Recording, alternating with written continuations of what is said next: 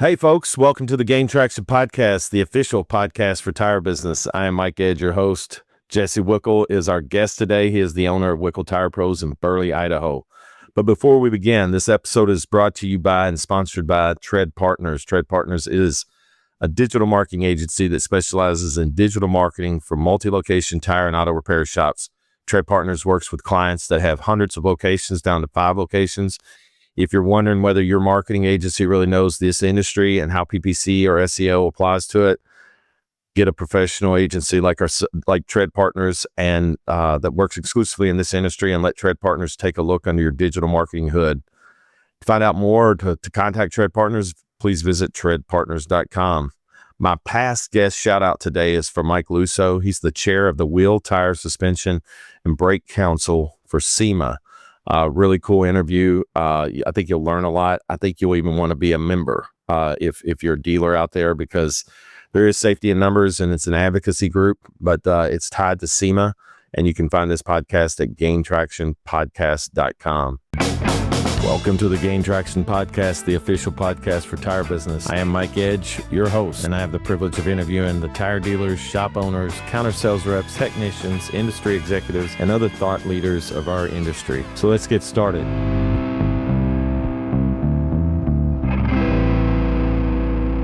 Jesse, welcome to the Gain Traction Podcast. Thank you. Man, I'm glad to have you. Well, you got a really cool story. You've been in this business for 7 years, so you obviously did farming a long time before that. Let's start back to your youth. Did you plan to be in farming from as a child your whole life? I don't know if I planned on it or if it was forced. Boarded to it, right? You just got to do it. That's it. Yeah. No, when I graduated high school, I said I'm never coming back here. I'm gonna go do something else, and got married in college, and farm looked pretty good when I couldn't afford groceries, so we moved back and started farming. It's funny how the necessity is the mother of invention, right? I mean, yeah. Or it determines the outcome. That's right. But obviously you don't regret it. I mean, it was a great experience for you, and you guys had a pretty big operation. I think I read 6,000 acres. Yeah. We grew when I moved back. We started growing and got where we were a decent sized farm, not huge by any means, but big for us. For my dad and I, we're hands on, and we're in the tractors. We want to be involved in everything. So we got pretty big and had an opportunity to sell a bunch of property in 2012 and downsize. Thought Dad was, at the time I thought he was getting old. He's really old now, but I'm getting old now. Is he going to hear this podcast? You better be careful. He works his butt off. He's 74 and he's out working on pivots and fixing tractors, and he does it all still. And what an example, huh? Yeah. I don't know if I said, I'm not doing this when I'm 74. I think that's awesome. Well, you ended up though. So you get this opportunity that shows up on your doorstep, basically. It was a shop for sale. Yeah. We'd been looking at a shop in town, and it didn't work out. And we'd been talking to Tire Pros about converting that shop over. And so the Tire Pros folks called today. We got another opportunity for you here in town. It's a smaller location, but you could get into it. And so we pursued that and ended up buying the smaller shop and starting out there. So, man, that's just insane. But what's really insane, and this was reported in Tire Business, is that you guys, I don't think the previous owners had ever done more than 1.2 million out of there, and now you guys are at 26. Yeah, that's right. Yeah, we started out bottom. They were at 1.2 million. They had 3 full-time employees and a couple part-time employees when we bought it. So it was just a small location. Did light truck and passenger and oil changes. That was it. Gosh dang though, but you guys are up to 80 employees now in 2 locations. Yeah, we had. Well, I guess 3 because you have the warehouse too, right? Yeah. Yep. Man, that's mind-boggling. You're like a tire wizard or something. I mean, you figured this business out, man. 7 years and that kind of growth. That's but obviously you're into customer service, and I remember reading in the article. I've got it right here because I highlight a couple things I want to ask you about, but. You knew a lot of the customers anyway, right? Yeah, I've farmed, well, it's my whole life. So I knew a lot of farmers, dairies, I dealt with them in my other career. So, but when we started, they, you know, said, well, if you're going to do it, then we're going to come and support you. So they God, did, and they helped out a lot. So that had to feel great. yeah, it did. Yeah. I Yeah. like this. I like this one line that you said in the article. It said, "I knew most of the customers before I bought the store, and they said, 'Are you really going into the tire business for real? Like for real?'" And you were like, "Yeah, I am for real." And then it says, "I guess at that moment I didn't know what for real really meant. I definitely do now," or something. Yeah. I had no idea what I was getting myself into. Oh, that's so funny. Church and have all the service trucks. And I said, yeah, we're going to do it. And now I'm like, holy cow, what we're looking at. But it's turned out well. I mean, seriously, you like it though, right? Yeah, it's a good industry. Met a lot of good people. Still get, across the country, we get to deal with a lot of people that I never thought I'd be dealing with, and Yeah. farming, you deal with the neighbor and the dairy and whoever you're dealing with here locally, but you don't deal with people across the country in farming. And That's so, cool. And you guys, I mean, being in ag, it's kind of interesting because I know a couple of other ag dealers that are pretty good size, and they crack me up, but they've got a really good business on the passenger light truck side, the consumer side, and they'll tell you, like I know one group, I think they do 2.5, 3 million out of just that side, and they don't even care for it. They just have to do it because they said, well, all the farmers and their wives and their kids and everybody, we have to have a home for them, and that's where they go. And anybody else would die for a business, doing that well. But you guys, I mean, that's not your main thing. Your main thing is ag, and then you do the retail as well. yeah, we take care of a lot of light truck and passenger, and we have an oil loop bay here, 2 May loop bay in our Burley location. We push 70, 80 cars through there a day. So it stays pretty busy. You know what I like about y'all's story is that because I live, our company is based out of Raleigh, North Carolina, but I live in Kentucky and I'm born and raised here. And I was the same way you were. Like when I left high school, I wasn't coming back, dude. I was going, but God has a way of working things out, and it's all been great. And I love being back here, but I love seeing businesses in rural markets be really successful because I think people always underestimate the opportunities in rural market, but rural people need to be served, and they need good services, good products, just like anybody, and they drive farther for them. That's just the reality. Yeah. Yeah. They just want taken care of. That's all. They got to keep their businesses going and their lives going, and they just want taken care of. And so I guess like it's not rocket science. You just got to take. No, yeah, and the other thing I think you learn in the rural market, it's and it's always this way. I guess I shouldn't say just a rule, but it does seem to feel even more relationship based. Yeah, absolutely. Absolutely. Relationships are huge. We say all the time, our customers are buying from our salesmen and the people. They deal with people. People deal with people. They're not just buying it because it's us. They like their salesman, or they like me, or whatever the case may be. But they can call us any time of the day, and we're gonna get out there and take care of them. So Well, that it's kind of like this. This is what I love about the tire business. I mean, you mentioned it in the article in tire business with Don Detour, who was the one that introduced us. But they you mentioned it's a lot like farming because it's a commodity. I mean, but in this case, you're dealing with a commodity and you're dealing with consumers that need it. But what's really cool about it is e- every tire person I meet, at the end of the day, it ends up being about the relationship because you could buy the same tire from somebody down the street or wherever it's even online. I mean, so why do you buy from a particular group or company or whatever? It comes down to the people and the service. yeah, yeah, no difference in where you go to eat dinner, right? That's it. You can I go mean, eat. They I, take care of you.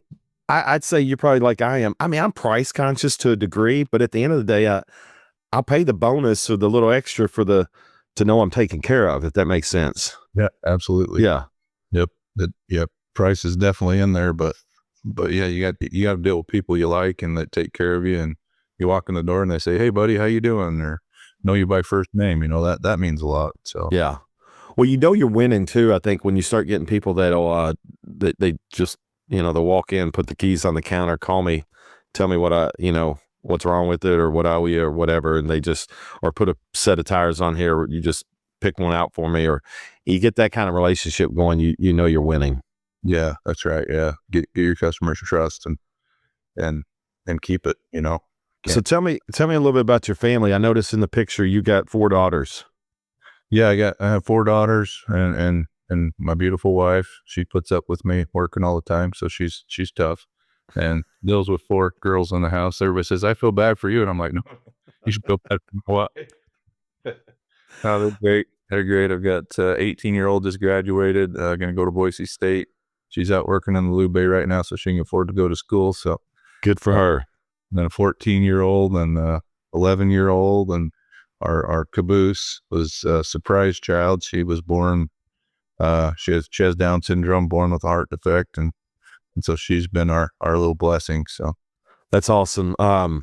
Well, I've got 2 daughters and 3 sons, and my 2 daughters recently in the last 3 years have gotten married, and they hit us back to back years, which was just a lot of fun. We really appreciated that. But anyway, they've given us grandchildren now, so we're just slightly ahead of you. But it's a cool feeling as the family grows. But I'll tell you, one of my best friends, college roommate, he lives in California. His youngest is a Down syndrome child, and there's all kinds of worries. Right when I said, listen, I told him this just because I've been around other families and everything. I said, you're going to be the happiest people on the street. You're going to be the slapstick happy people all the time. And he texted me. I guess she's probably about 6 or 7 now, and he texted me maybe, I don't know, 6 months, 12 months ago, and he said, all I got to do, he goes, I remember you telling me this, and I didn't remember it at the time. He said, we are the happiest, goofiest people on the street. He said, I love it. And, it's just become part of their life, and they've embraced it. And like you said, it's a blessing, and it's almost like your little angel, because his daughter, just complete innocence all the time. yeah, that's the way our daughter is. She's brought our family together. We've got a little small community we live in, and the whole community loves her and can't wait to see her. And she loves everybody. Well, she ends up being the celebrity in the family. Yeah. Yeah. Everybody knows who she is. They're like, oh, that's your parents? Oh. No, I love it. We know several friends that have some special needs childs, and man, it's amazing the light they bring in the family. I mean, it's funny because I know I'm just thinking of one of the dads. I mean, he's always rolling his eyes. He goes, "This is every day." I mean, and you just you get that. It's a little bit of a stardom. They wherever this girl goes, I mean, that's just the way it is. Yeah, That's awesome. Well, where do you see your business in the next, I don't know, year to 3 years? What's your objective? Are more locations on the horizon? We sat down and made our goals, our 3-year goal, 5-year goal, 10-year goal with our leadership crew, and they asked me, hey, where you want to be? And I said, I'm not really worried about where we get financially or number of locations. I want us to have all of our employees are happy and their families are doing good, and we're taking care of customers. And I said, wherever that takes us, and we can achieve that, then we're successful. So, I thought I like your philosophy, because it's interesting. I think when people make their go, like what I asked you, if one of them was like getting locations or doing this or whatever, then you almost forget the purpose. That if you're serving the customer and serving your employees, it just naturally just kind of leads you where you're supposed to go. Yep, that's how I feel. Yeah, I like that. But man, I can't believe you got in the article. It says you have 35 boom trucks and 20 fleet truck. That's fantastic, man. It's something. There's always something broke down somewhere. Well, what was the other thing I wanted to point out? Something. Oh man, I thought this was funny that you listed. Y'all had this in the article. You did your opening when you guys expanded. You went from your original location or whatever, and you didn't know that it was going to be like that big a draw, I guess, from the local market. But you guys ended up serving 8,000 hot dogs. Yeah. I mean, that's some support right there, brother. Oh, it was crazy. I couldn't believe it. There was cars parked all over town. Everybody was walking down here, and we had enough food for 2 days. This is a 2-day event. We ran out at like 12:30 the first day. So I called the guy at the grocery store and I'm like, hey, you got to bring more food over. We're out. He's like, you're kidding me. I'm like, no. I think he came over 4 or 5 times. We just kept running out of food. It was insane. He probably had to call his supply guy. And he was been able to help Hey, us. who's eating all the hot dogs? I mean, gosh. Yeah. Well, and it says you served a ton of hamburgers too. I just got the number on the hot dogs. Yeah, we got a ton of hot dogs, hamburgers. My mom was out there slapping kids' hands. You can't have 4 cookies. And I'm like, Mom, go home. Yeah, Oh, that's priceless. Yeah, that's it for you, kid. No, it was something along the lines of what you just said here. I thought this was really cool. You said you kind of get involved in their families, talk about your employees, and so it drives you every day. You try to make sure that we're successful as a company, that our employees can provide for their families, take them on vacations, all the things that we go to work for. And man, that's just so well said. Oh, thank you. Yeah, it's important to, we've got a guy that works for us. His kids are getting older, and he's going on his first family vacation next week on a cruise, and I'm so excited for him. And another guy, he bought his kids some dirt bikes, and they're out having fun.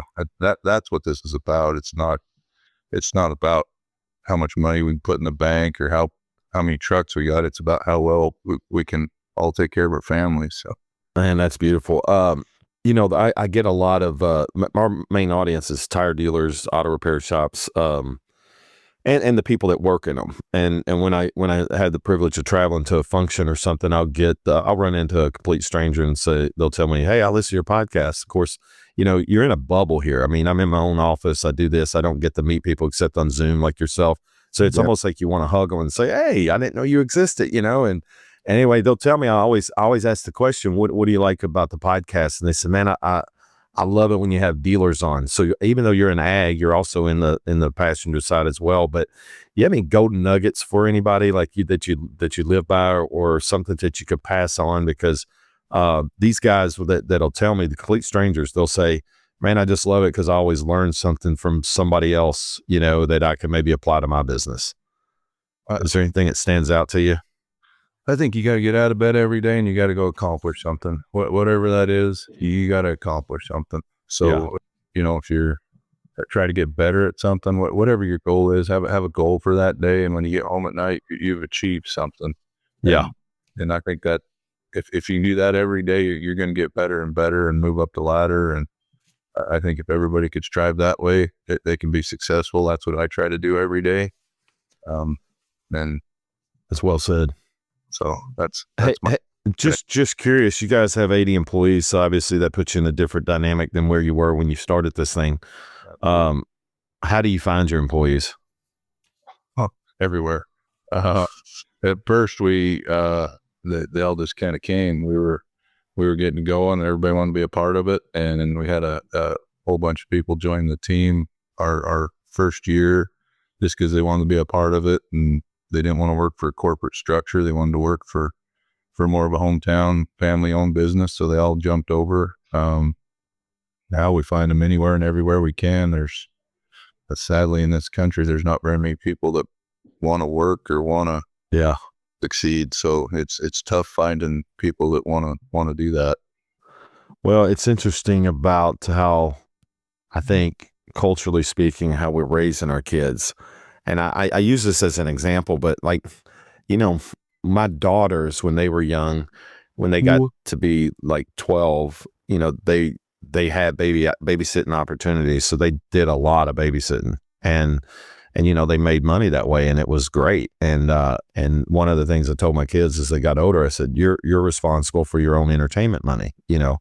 I'll provide you a car, but you're gonna pay for the gas, but I'll do all the other maintenance, but you're responsible. You got to have something that you're responsible for, and, but for my boys, it was always difficult unless I found somebody, maybe I came up with something for them to do and I'd pay it for them, or pay them to do it. Or I had to find a friend that was willing to hires, a younger boy, but technically like insurance reasons and all that BS keeps them from being able to go get a job when they're very capable at a very young age, say 14 years of age. They can't go work in a restaurant, they're not allowed to, or they can't, can't technically be on the books or whatever. And I think that's a disservice to our boys that are willing and able at a young age. And we're not talking about, like, I'm not going back to the early 1900s where, we're talking about child labor laws. I'm just talking about give them a few hours a day, something that they can,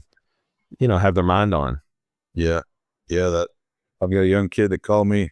I don't know. What is he in? I think he's in 6th grade. And he said, "Hey, can I come work at your store?" I said, "Well, you're a little young to be in the store." He said, "Well, I'll clean trucks. I'll do whatever you want me to do." I said, "If you want to come on Saturdays and clean trucks, I'll hire you. We'll figure it out." That, I agree with you. Kids need that opportunity. A lot of us, I grew up on the farm. Like I said, my dad, 9 years old, my dad said, "Get in the truck, you're going to work." Didn't have a choice, but eventually I wanted to go to work, and a lot of these kids just don't have that opportunity. So by the time they hit 18, they've never worked. They don't know anything. Well, and it's so interesting. I remember my son that was able to get hired by a local grocery store and be a cart pusher at 16. He got that check, man, and he wanted to spend it like it was as fast as he could get the money. He was spending it, and I go, "Now, listen, you better slow down with that money. You're gonna want to save it a little bit." And he was just like, "You said that if I earn my own money, I can spend it my own way." I said, "I did." I said, "So, but I think there's certainly, I'm trying to give him, a little wisdom, right?" But then I realized he's just going to have to learn. Well, it was interesting. About the first 8 months, man, every time he got a check, it was gone. He's figured out something he wanted. And I kind of was starting to laugh about it, but all of a sudden this light switch went on and he's like, "Hey, Dad, man, I need to save some money." And he's talking to me about it. And I'm like, "Yeah, you do." And then he's just like, "Man, I just want to get to this level." And then he figured out different levels he'd want to get to in his account, and he just keep trying. So now he doesn't want to spend money at all. Matter of fact, he dated this girl for a while and he goes, "Man, girls are expensive." He goes, "I'm," and it was just, but watching that process, at the age of 16, he started figuring out that he wanted to make money and wanted to keep it. So then now he thinks about, before he does anything with his buddies or whatever, he's 20 now, but he's in school, college, but he thinks about everything like that now. And you don't get there if you don't get an experience. Yeah, that's right. And I think if we can give it to them younger, why not? Yeah, I agree with you. And like I said, I'm not talking full shifts or, full time or any of that stuff. Just a few hours here and there. Let them get the feet wet. Yeah. Yeah. Money and realize, well, they're going to realize maybe they don't want to push a broom the rest of their life. Maybe they want to get more educated or learn a trade. And then, I think that's important, that they can see that there's opportunities out there. If you've never tried anything, you're never looking for an opportunity. So. Yeah. Going back to business real quick, I thought I'd highlight these guys. I know them a little bit, but Titan International, you guys buy tires from those guys. Is that your main brand for ag? Yeah, that's our main ag brand. Yeah, they're all of them are just like family, all the way up to the top. Yeah. I've had the opportunity to meet Maury Taylor and all the guys at the top, and they've treated me just like family. It's an amazing company that I never thought I'd be able to deal with. So yeah, we've really enjoyed working with Titan. Scott Sloan was out here a few months ago. I don't know if you know Scott. I don't. I might be linked up with him on LinkedIn, but that doesn't mean anything. Like him or anything. But yeah, I know who you're talking about. Yeah, he's a genius in the ag world and has come up with a lot of things that we're running today. And yeah, it's amazing getting to deal with those guys. Now I met God, I'm going blank on her last name, Kim, the vice president of marketing. Yeah, Kim's awesome. Yeah, she's super nice. We hit it off first time we talked, and then and just really good people. I thought a lot of the company or whatever. We really don't have a reason to work with them or anything, but just yeah, amazing. Yeah, we were out in Iowa. Oh, I can't remember. My guys were having a little bit too much fun at the bar, and I think she drug a few of them out by their ears and kicked their butts. So, oh, like a good mama would, right? She's the mama of Titan, no doubt about it. She keeps everybody in line. She's a good gal. That's awesome. Well, you got to forward this podcast when we get it up. Yeah, she'll probably come out here and kick my butt. Well, listen, I can't say enough for you being on the podcast. I really appreciate it. Love learning a lot more about Wickel and what you guys have done. And man, congratulations on your success. It's just, I know it feels probably like a grind to you, but from a guy outside perspective and has been in the industry for a while, what you've done is no short of fabulous. Oh, well, thank you very much. I appreciate it. And it was nice, thank you for Yeah. having me on the podcast. But I really love your attitude about your employees and then the customers and letting that just lead the way. Well, thank you. I mean, it seems like obviously it's a good formula. It's worked. Well, yeah, it's worked so far. We'll just keep going with it till it doesn't, I guess. Well, to all our listeners out there, thanks for being part of the podcast. As always, we love you. You can find more podcasts like this at gaintractionpodcast.com, and we'll see you next time. To all our listeners, thank you for being part of the Gain Traction Podcast. We are grateful for you. If you'd like to find more podcasts like this, please visit gaintractionpodcast.com. If you'd like to make a guest recommendation, please email me at mike@treadpartners.com. This episode has been powered by Tread Partners, the leader in digital marketing for multi-location tire and auto repair shops. To learn more about Tread Partners, visit treadpartners.com.